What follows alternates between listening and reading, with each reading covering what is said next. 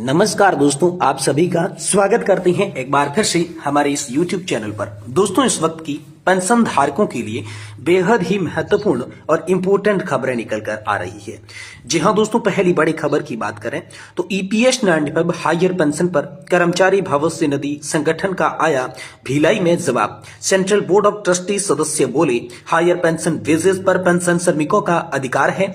BSP कर्मचारियों का जमावड़ा भी यहाँ पर दिखा और आम सभी के लिए ईपीएस 95 हायर पेंशन को लेकर बड़ी खबर आई है, जिसमें कर्मचारी भविष्य निधि संगठन के सेंट्रल बोर्ड ऑफ ट्रस्टीज के सदस्यों ने हायर वेजेस पर श्रमिकों का पेंशन अधिकार बता दिया है। तो इसको लेकर दोस्तों आप सभी के लिए बेहद बड़ी खबर निकलकर सामने आ रही है। साथ ही दोस्तों बात करें तो पुरानी पेंशन योजना को लेकर आप सभी के लिए बड़ी खबर आई है। पुरानी पेंशन स्कीम को लेकर बड़ा अपडेट आया है। सरकार ने किया है आप सभी के लिए बड़ा ऐलान। तो आखिरकार ओपीएस को लेकर क्या ऐलान किया गया, इसके बारे में भी दोस्तों आज की इस वीडियो के अंदर बात करेंगे। वहीं बात करेंगे आप सभी पेंशन भोगियों को शानदार तोहफा। कोर्ट के अंतरिम आदेश के बाद सरकार का आदेश भी जारी हो चुका है। जी हां, तो दोस्तों नेशनल इंक्रीमेंट को लेकर सरकार का बड़ा आदेश जारी हुआ है, तो इसके बारे में भी बात करेंगे। और वहीं अंत में आप सभी को बताएंगे कि कर्मचारी भविष्य निधि संगठन 3.0 मार्च 2025 में हो जाएगा शुरू।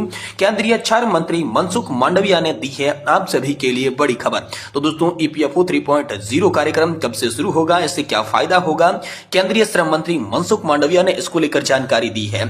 तो इसके बारे में भी दोस्तों आज की इस वीडियो के अंदर बात करेंगे। यानी कि दोस्तों पेंशन धारकों से जुड़ी तमाम बड़ी खबरों की चर्चा इस वीडियो के अंदर करेंगे। इसलिए आपसे निवेदन है कि दोस्तों आज की इस वीडियो को आप लास्ट तक देखिएगा।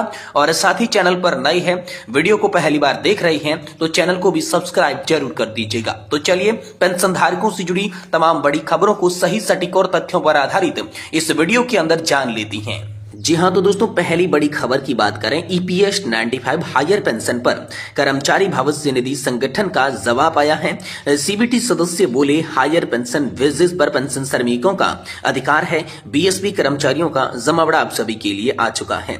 जी हां दोस्तों, सुनकरी सम्मेलन मेंबर सीबीटी रोजगार और श्रम मंत्रालय भारत सरकार के साथ ही भारतीय मजदूर संघ के पदाधिकारी भी यहाँ पर इवेंट के अंदर मौजूद रहे थे। बीएसपी कर्मचारियों और अधिकारियों के संगठन ने सीबीटी ट्रस्ट को सौंपा ज्ञापन। जी हां दोस्तों, बड़ी खबर आई है। ईपीएस 95 हायर पेंशन को लेकर भिलाई में बड़ी कार्यशाला हुई। भिलाई इस्पात संयंत्र के कर्मचारी हायर वेजेस पर पेंशन का मामला अटकता देख भिलाई इस्पात मजदूर संघ ने इसका आयोजन किया। उच्च स्तरीय नेतृत्व में संपर्क कर रहा हायर वेजेस का पेंशन का मामला शीघ्र सुलझेगा, इसलिए निरंतर प्रयास किया। वह कहा सफलता मिली, क्या दिक्कतें थी और क्या होना है, इस विषय पर भिलाई इस्पात मजदूर संघ द्वारा एक कार्यशाला pension on higher wages MP hall Bhilai Niwas में आयोजित की गई।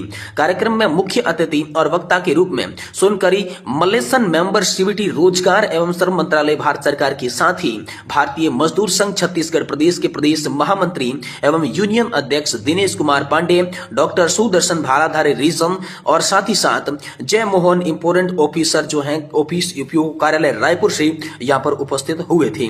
कार्यक्रम की अध्यक्षता कर रहे भारतीय मजदूर संघ के प्रदेश महामंत्री व यूनियन के अध्यक्ष दिनेश कुमार पांडे ने बताया कि हायर वेजेस पर पेंशन का मामला, इस विषय को लेकर जहां भिलाई इस्पात संयंत्र के कर्मचारियों में भारी निराशा और घोर आक्रोश था, उस विषय को भारतीय मजदूर संघ ने हल करने की दिशा में निरंतर प्रयास किया है। उसी का परिणाम था कि संपन्न 30 नवंबर सीबीटी की बैठक में भिलाई इस्पात संयंत्र कर्मचारियों की हायर पेंशन का मामला सीबीटी की बैठक में सीबीटी मेंबर और भारतीय मजदूर संघ की अखिल भारतीय उपाध्यक्ष सुनकरी मल्लेशन ने उठाया, जिस पर सकारात्मक चर्चा हुई और आगे की कार्रवाई अब सभी के लिए तय की गई। तो दोस्तों ईपीएफओ ने कहां तक हमेशा तैयार रहने को कहा, इस विषय पर बात रखने के लिए यूनियन के अध्यक्ष ने सर्वप्रथम regional PF commissioner doctor Sudarshan Bhaladhari को मंच पर आमंत्रित किया। Doctor Sudarshan PF commissioner Raipur ने बताया कि ईपीएफओ रायपुर कार्यालय हमेशा से तैयार है, जैसे ही केंद्र से निर्देश आता है वह हायर वेजेस पर पेंशन के लिए कतई देर नहीं करेगा। वहीं दोस्तों दोस्तों भिलाई इस्पात संयंत्र सेवानिवृत्त पेंशन अधिकारियों ने संघ को सौंपा ज्ञापन। जी हां दोस्तों, यहाँ महामंत्री BN अग्रवाल ने इस अवसर पर हायर वेजेस पर पेंशन प्राप्त करने के लिए अपने द्वारा किए गए प्रयासों का उल्लेखन करते हुए CBT मेंबर सोनकरी मल्लेशन और रीजनल PF कमिश्नर को एक ज्ञापन पत्र मंच पर अपने समस्त पदाधिकारियों के साथ सौंपा। जी हां दोस्तों, इस अवसर पर भिलाई OS और सेफी के अध्यक्ष नरेंद्र बछोर, महामंत्री परविंदर सिंह सहित अन्य टीम के सोनकरी सम्मेलन व रीजनल PF कमिश्नर को ज्ञापन सौंपा गया। वहीं दोस्तों यूनियन ने कहा कि निश्चित रूप से रिजल्ट आएगा। भिलाई इस्पात संयंत्र के सेवानिवृत्त वरिष्ठ अधिकारी जो करीब 100 की संख्या में उपस्थित थे, साथ ही 200 की संख्या में कर्मचारी भाई उपस्थित रहे। इस प्रकार की एक और बड़ी बैठक अब 2025 में होगी, शीघ्र ही समाधान होगा। कार्यक्रम को सफल बनाने के लिए भिलाई इस्पात मजदूर संघ के पदाधिकारी और सदस्यों की अहम भूमिका रही। कार्यक्रम में IP मिश्रा, वरिष्ठ वर्मा, अनिल गजभिजे, जगजीत सिंह, साथ ही सुकार कमारे, नवदोत दहन, पूरन साहू, अखिलेश उपाध्याय, राकेश उपाध्याय और गंगाराम आजी यूनियन के पदाधिकारी भी मौजूद रहे थे। और हम सभी के लिए ये बड़ा आयोजन भिलाई इस्पात संयंत्र के अंदर किया गया, जिसमें CBT के मेंबर्स को ज्ञापन भी दिया गया। वहीं दोस्तों OPS की बहाली को लेकर बड़ी खबर आई है। पुरानी पेंशन योजना को लेकर सरकार ने आखिरकार क्या ऐलान किया है, चलिए इसको लेकर बात करते हैं। जी हां, तो दोस्तों पुरानी पेंशन स्कीम को लेकर बड़ी खबर आई है। पुरानी पेंशन योजना को लेकर सरकार ने माध्यम से बड़ी घोषणा की है। इससे सरकारी कर्मचारियों को काफी राहत मिली है। इस योजना के लिए उन सभी कर्मचारियों के लिए महत्वपूर्ण है जिन्हें नई पेंशन योजना के तहत पेंशन नहीं मिल पाई, क्योंकि 2004 से पहले कई कर्मचारियों की नियुक्ति की गई थी। सुप्रीम कोर्ट के फैसले से अब पुरानी पेंशन बहाल करने की दिशा में सकारात्मक कदम उठाया गया है। इस फैसले से सभी सरकारी कर्मचारियों को राहत मिलने वाली है, क्योंकि अब उन्होंने सेवानिवृत्ति के बाद बेहतर वित्तीय सुरक्षा भी मिलेगी। सरकार ने इस काम से न केवल कर्मचारियों के लिए बल्कि राजनीतिक दृष्टिकोण से भी महत्वपूर्ण माना जाता है। कई राज्य सरकारें OPS को फिर से लागू करने की मांग कर रही थी। इस फैसले से उन पर दबाव कम होने की संभावना है। इसके अलावा इस फैसले से उन सभी कर्मचारियों को फायदा होने वाला है जो पिछले कुछ सालों से पुरानी पेंशन बहाली की मांग कर रही थी। पुरानी पेंशन नई पेंशन योजना के बारे में कुछ महत्वपूर्ण जानकारी दी गई थी। वहीं 1 जनवरी 2004 से पहले नियुक्त होने वाले कर्मचारियों को लाभ दिया जाता था जो अंतिम वेतन का 50% था। सेवानिवृत्ति के बाद बेहतर वित्तीय सुरक्षा भी सुनिश्चित की जाती है। इसके अलावा सरकारी कर्मचारी, अर्ध सरकारी कर्मचारी और अर्धसैनिक बलों को भी लाभ दिया जाता है। पेंशन योजना, अगर नई पेंशन योजना के बीच कुछ अंतर की बात करें तो पुरानी पेंशन योजना में अंतिम की राशि 50% पैसे दिए जाते थे और ये नई पेंशन योजना में निवेश पर आधारित करता है।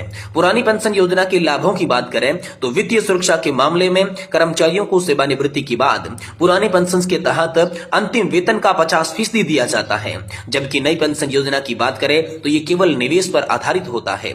यानी भविष्य में सेवानिवृत्ति के बाद आपको पेंशन दी जाएगी, इसकी कोई गारंटी नहीं है। हालांकि सरकार के माध्यम से आगे क्या किया जा रहा है इस पर एक अपडेट है। OPS बहाली की बात करें तो यहां सरकार के माध्यम से एक विशेष अध्ययन भी किया जा रहा है। सरकार को पुरानी पेंशन बहाली के लिए विषयवार अध्ययन करना होगा। भविष्य में नए नियम और दिशा निर्देश भी आप सभी के लिए जारी हो सकती हैं। हालांकि नई पेंशन योजना से या एकीकृत पेंशन योजना से पुरानी पेंशन योजना के स्थानांतरण को हो सकता है, लेकिन यह तभी संभव होगा जब सरकार पुरानी पेंशन बहाली को लागू करे। कर्मचारी पेंशन योजना के तहत पेंशन बहाली को लेकर बड़े आंदोलन की तैयारी में भी कर रहे हैं, जो कि आम सभी के लिए यहाँ पर इसी महीने बड़ा आंदोलन हो सकता है। और इसी आंदोलन को देखते हुए सरकार पुरानी पेंशन योजना को लेकर विचार विमर्श कर रही है, अध्ययन कर रही है। जल्द ही पेंशन धारकों के लिए OPS को लेकर बड़ी खुशखबरी हो सकती है, या फिर नेशनल पेंशन सिस्टम के अंदर सुधार करके OPS के तमाम तरीके के लाभ जोड़े जाएंगे। ये बड़ी खबर दोस्तों हाल फिलहाल में आप सभी के लिए निकल कर सामने आ रही है।